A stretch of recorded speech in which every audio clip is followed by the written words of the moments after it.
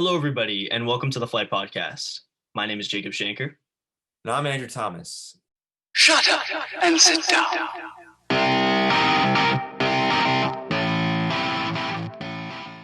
The NBA action has been pretty on point this season, and there have been shockers and surprises.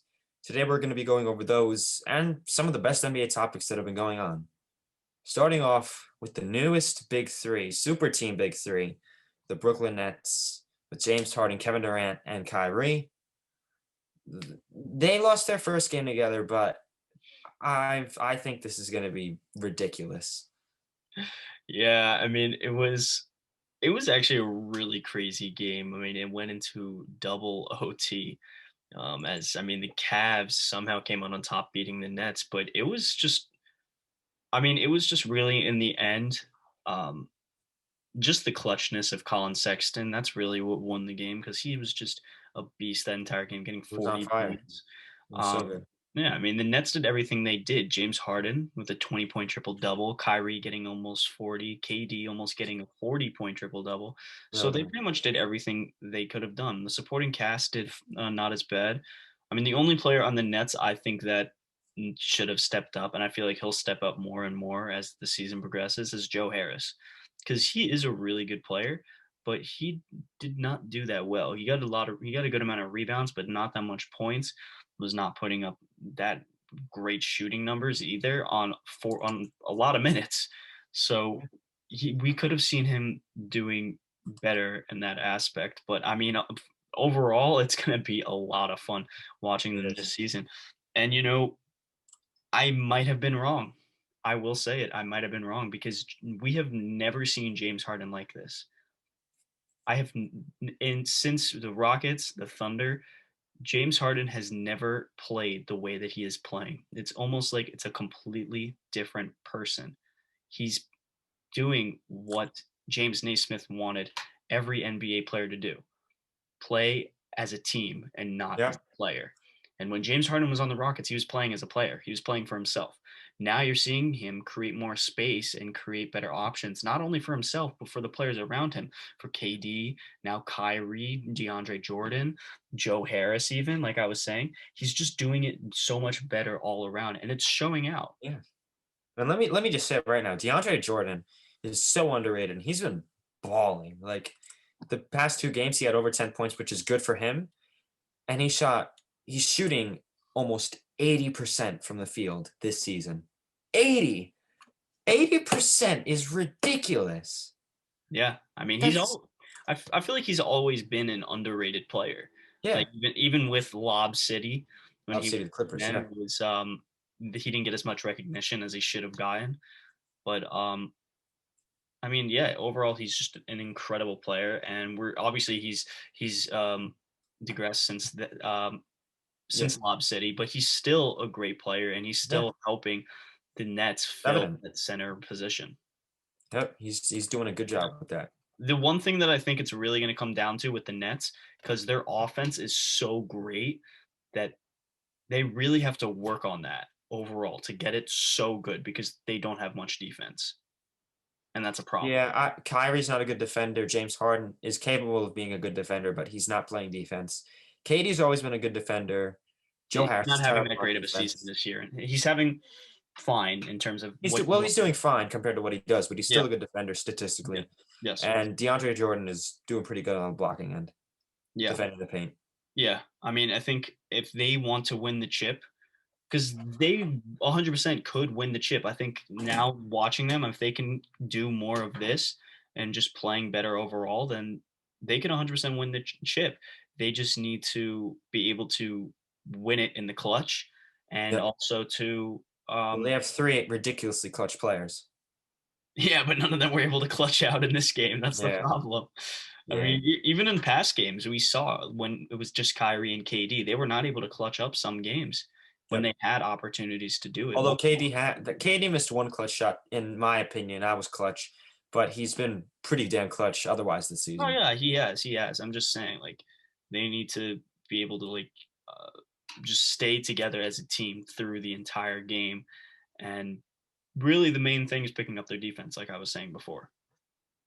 Yep. So let's Yep. move to the next thing, which is the COVID issue, which has been spreading around the NBA for a little while Something. now. It's going around, right? It's going around to a lot of players, and it's resulting in a lot of games getting postponed. So, Andrew, I mean, do you think that the NBA will be able to have their 72 game season? Because the play-in tournament is scheduled to be on May 18th, and the playoffs are supposed to start on May 22nd.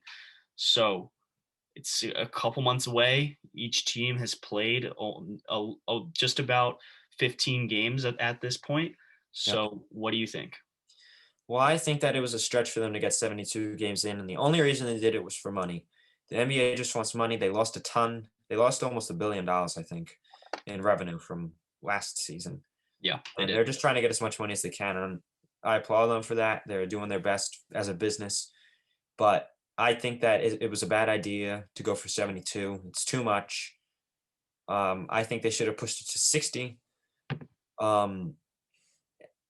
And to be honest, they should have not made the play-in so close. They should have made possible postponement dates for the NBA games, in my opinion. Yeah, I agree with that. I don't think that they're going to be able to play the full 72 game season because it's just so many teams that are missing a lot of games right now.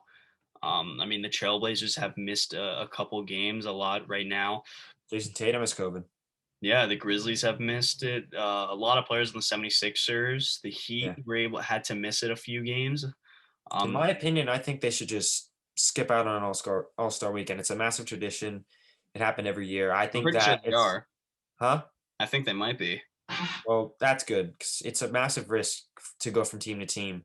If someone gets COVID, the best players in the NBA have a chance of getting COVID. Yeah. The NBA should not take that risk. You're losing out on a lot of money, or you're getting a lot of money and you're risking more. Yeah. I mean, Because no matter what, the NBA is just going to view it money wise. Like they're just going to try and find a way, no matter what, to get some money. yeah, I mean, it's a huge risk having All-Star weekend. I mean, I don't think it's really a great idea or a safe No. idea for the NBA. Like you said, it's just a bigger money grab, but also they could still easily lose. They have a chance at losing money if they were hold All-Star weekend because, like you said, a lot of the top players could get COVID and that Yeah, results in postponement. So I think the NBA just I think they were just like you said, trying to just get as much money as they can, yep, and B, they rushed way too much into things. yep, I mean, definitely. they had a not even a 2 month period until the end for the off season, which is definitely not a lot for players. So I think they should have started in around January around this time and had a much shorter season. I mean, I know it's difficult but that's the best way so that most of the games could be played and so that we can see most, if not all, the players play to what they could be doing. Yeah, yeah, definitely. All right, let's head on to the Cavs potential playoff chance. Yeah, Right now, they are 7-7. They're the sixth seed in the Eastern Conference, and I'm going to be honest here. They have a good chance of getting the playoffs.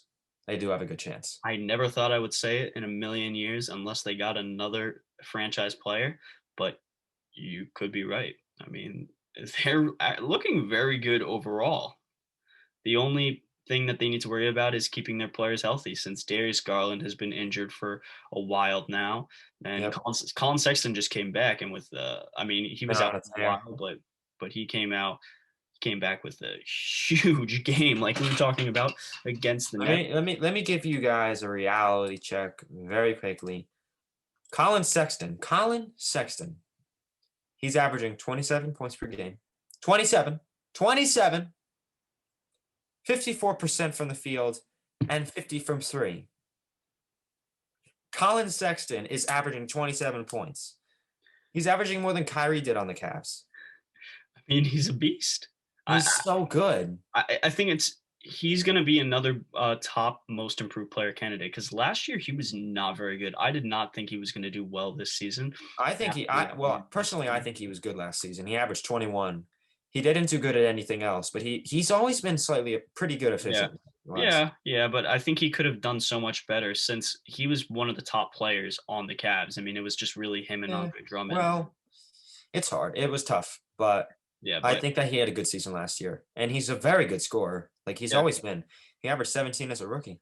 yeah. I mean, the Cavs really found their groove right now with the players that they have because overall they've just been able to just all around play well, or let alone Colin Sexton and what he's doing. You got Larry Nance Jr., who's coming back and is actually starting to do really well all around. Andre Drummond continuing to get the boards, get the He's points, doing get good.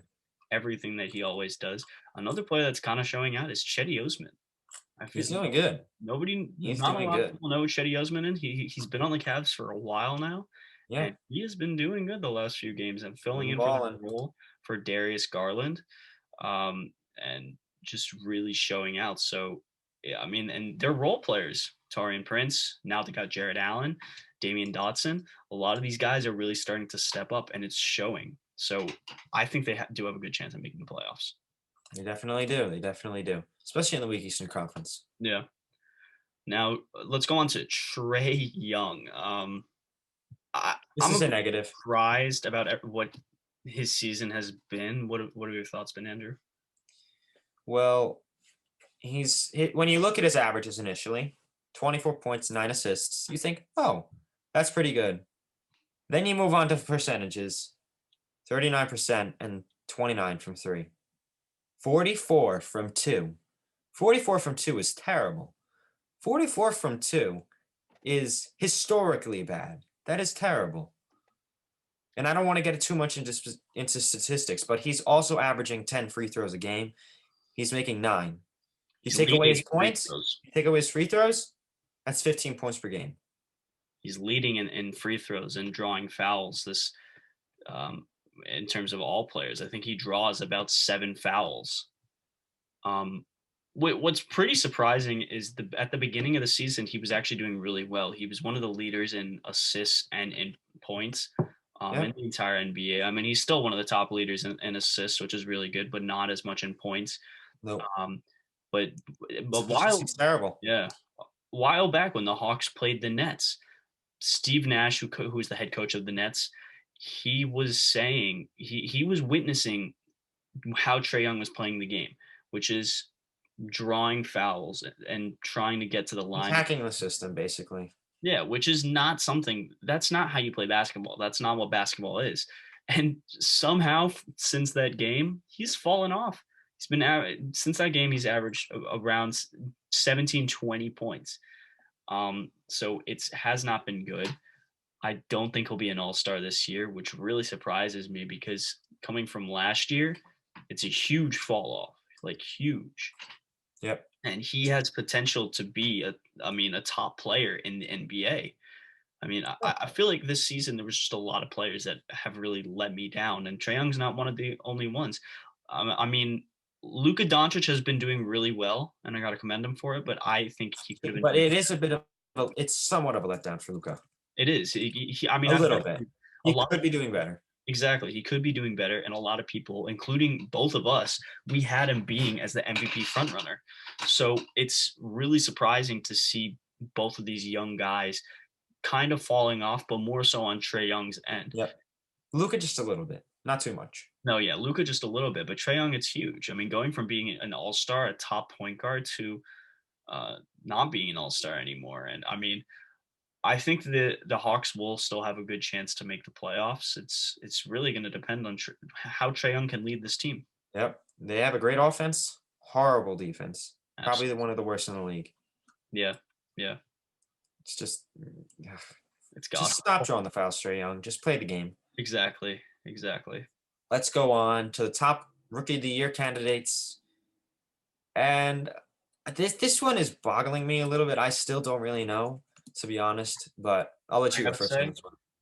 if we're looking at now the stats and everything, and how every player is playing, if each player continues to play pretty much around the same as they're playing now, LaMelo Ball will win Rookie of the Year, and that is a 100%.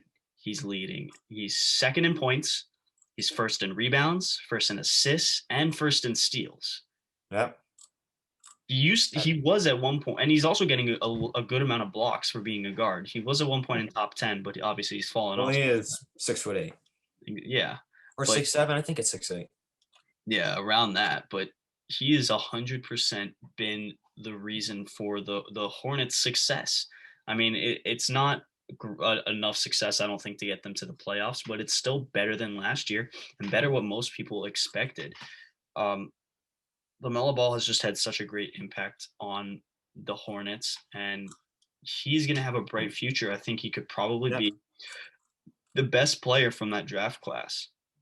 Oh yeah, I think that ultimately for me, I think it's going to be Weissman, but I think that Weissman's going to have a few more years until he fully comes out because he's on the Warriors Yes. and they're in win now mode. I think Weissman will be the best, but I think LaMelo Ball has a good chance to be a superstar. Yeah. I think once Weissman, either if he stays in the Warriors or if he goes on another team, once he can be able to have a bigger role on that team, then he'll really be able to show out. Because right now, Weissman's not really a top option. You got Steph, Kelly Oubre, Andrew Yep. Wiggins, Draymond Green, and when Well, Clay, Weissman is tearing it up in the paint. yeah, he is. And you But could dish it out to him on yeah, the I mean, top of the key, and he'll get it. when Clay comes back, though, it's going to be Splash Bros. Yeah. You're going to see it more in the perimeter. So it's going to be, I think it's going to be tough for James Wiseman to show out, but I think you're definitely right about it being a little while, and then we'll see him. Yep. We will definitely see. But the Clippers. Let's talk about the Clippers. So I gotta say, they've been much different this year than last year. I've gotten a completely different I feeling got a different vibe. for how they've been playing. They're second in the Western Conference. I mean, the Lakers have played more games and they have one more win ahead of the Clippers.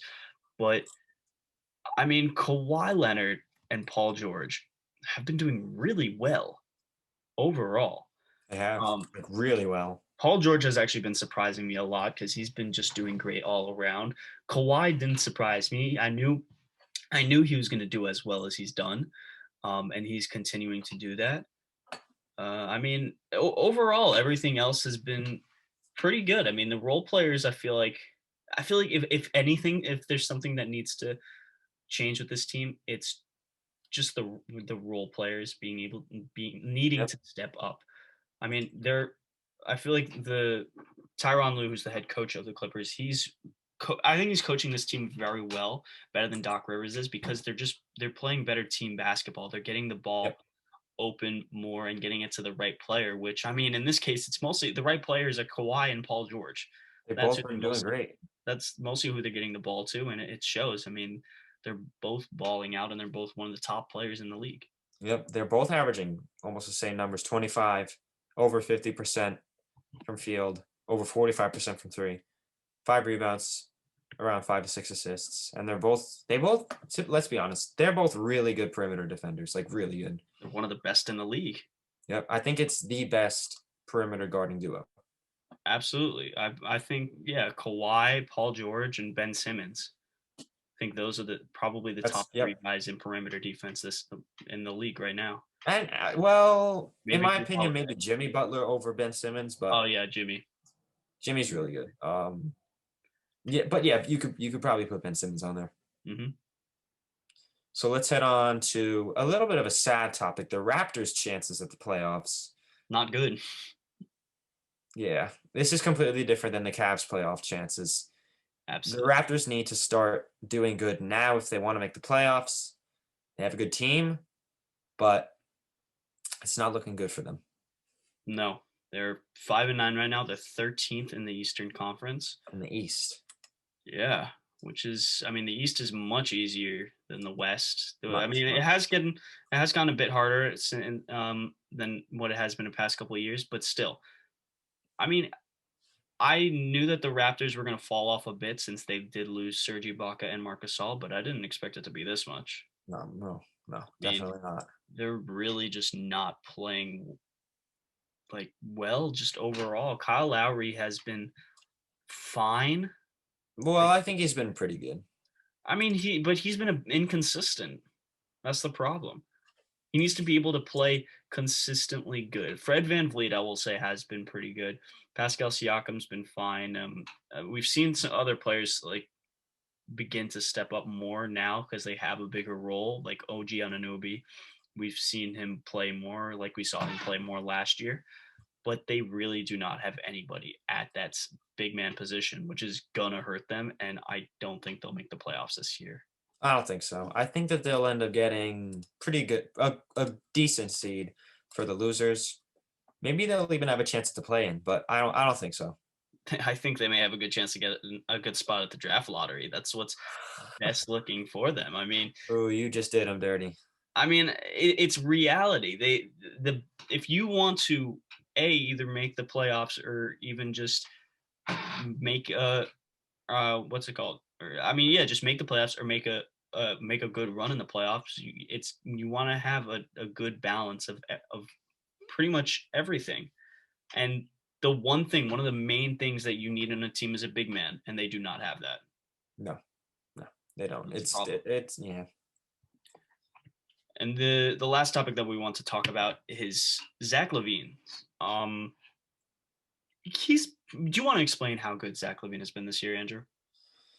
Zach Lavine has been ridiculous. He single-handedly almost beat the Clippers. They lost by 3. The Bulls lose a lot. Zach Lavine is solely leading this team. All right, please take from me because I'm looking at this man, and I feel so bad for him. He's obviously the best player in the Bulls. 100%. He should be an all-star. He has been a top shooting guard. I think he's been the third best shooting guard this year, right behind James Harden. Yep. He was good last year, but he just keeps getting progressively good each season that he plays. He's in his prime. He just entered his first year in his prime. Mm-hmm. Let me just say also, he had a 45-point game against the Clippers. 45. He's casual. He's one of the top scorers in the league right now. He's doing well, passing, rebounding, defense, shooting, everything. All around. He's an amazing player. And the problem with that is he's on a bad team. Really bad. Chicago Bulls. Really bad. They were the 90s franchise. You could even say, not really the 80s. It was mostly they were the 90s franchise, and now they're a bum team. Yeah, ever since D-Rose got injured, they haven't been good. Ever since D-Rose left. Ever since 2011 Bulls, nothing will ever be the same since that team. Well, in 2015 they were pretty good when they went up the Cavs. Yeah, that was good. Yeah, but nothing like 2011. That's true, right?